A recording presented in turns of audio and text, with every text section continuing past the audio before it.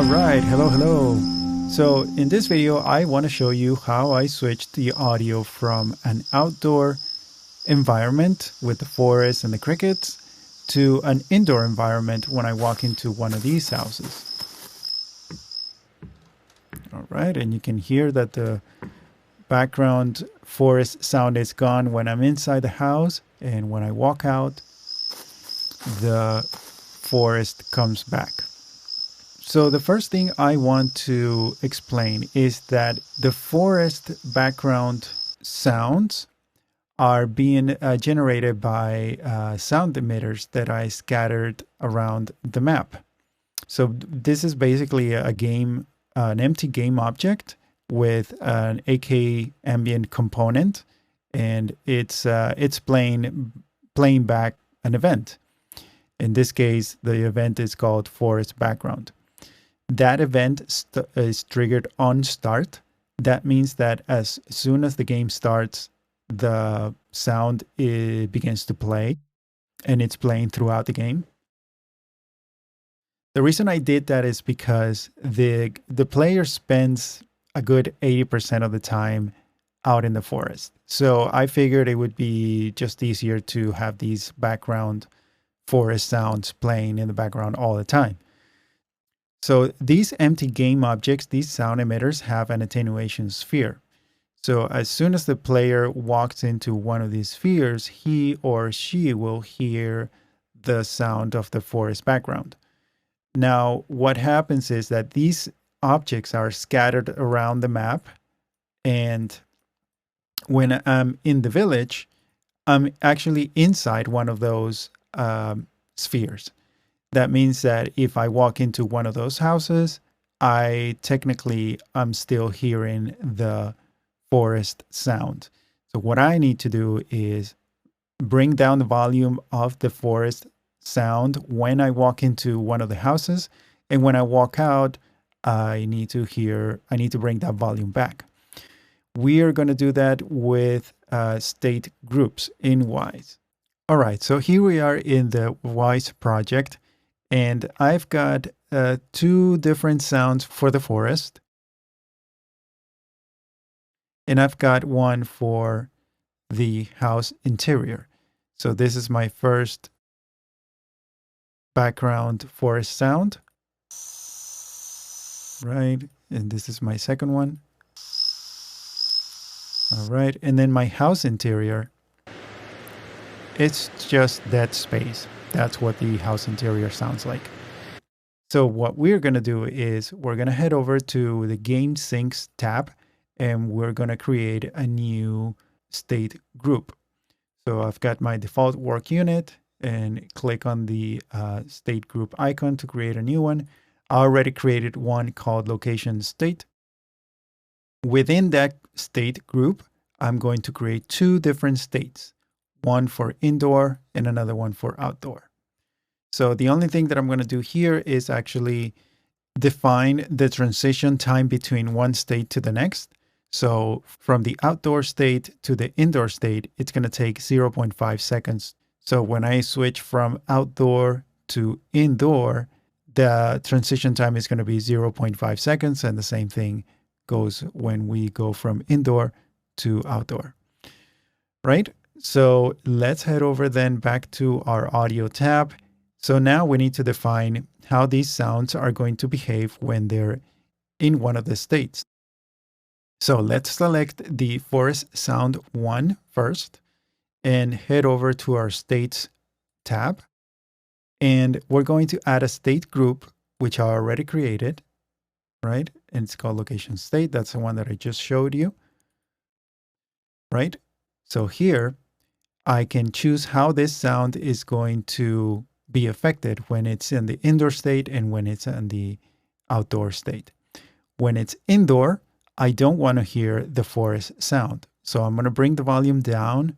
So I'm not bringing it down completely, so it'll still be a little bit audible. And then I'm going to bring the low pass filter down to, let's say 92, that's fine. So this is what's going to happen when we switch to the indoor state. that forest background sound is going to be reduced in volume.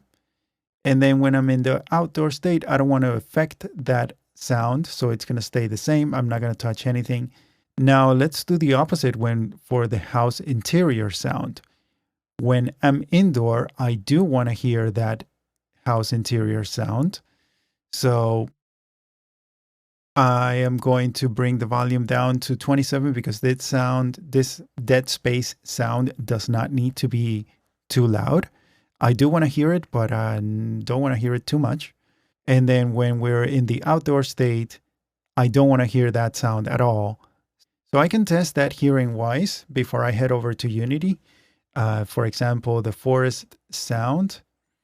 I'm going to play that sound. And if I switch over to the indoor state, you can hear that it takes 0.5 seconds to go from its normal volume to minus 49. Now, when I switch back to outdoor, it comes back. Okay, so back in Unity, we're going to test the state switch with this cube. So the objective here is that we enter the cube and we trigger that switch. So the first thing we want to do is make sure that this game object is a trigger. So we're going to tick is trigger. So we're going to start adding the audio kinetic components. And the first one that I want to add is going to be the AK state. Okay, so let's select the state that I want to trigger. Let's start with indoor. I don't want to trigger this state on start. I want to trigger it on trigger enter. When I enter this cube, I want to switch to indoor. So the next component is going to be AK trigger enter. Okay.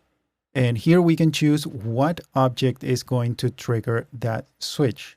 So in this case, I want the player to be the one to trigger the switch. So I'm going to choose player.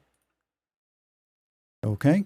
So when the player enters the trigger or the object, it's going to send the call to Wwise to switch to indoor.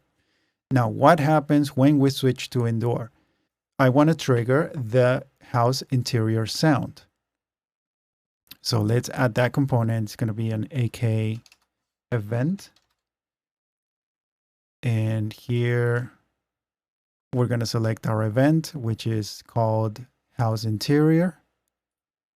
I don't want it to trigger on start. I want it to trigger on trigger enter. Okay. And then when I exit that cube, I need to switch to the outdoor state. So we're going to add another component again. In this case, it's going to be a trigger exit. Okay. And then another state.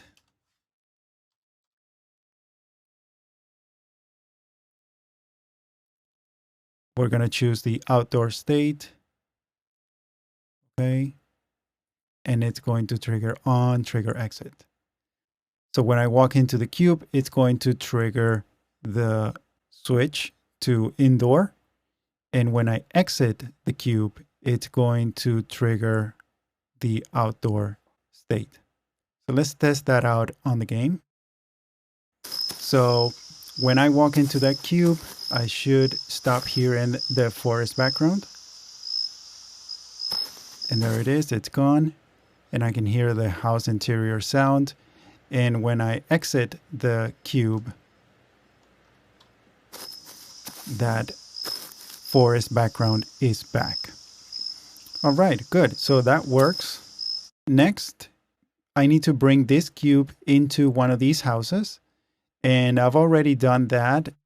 And you'll notice that that cube is the size of the house. I made it the size of the house interior.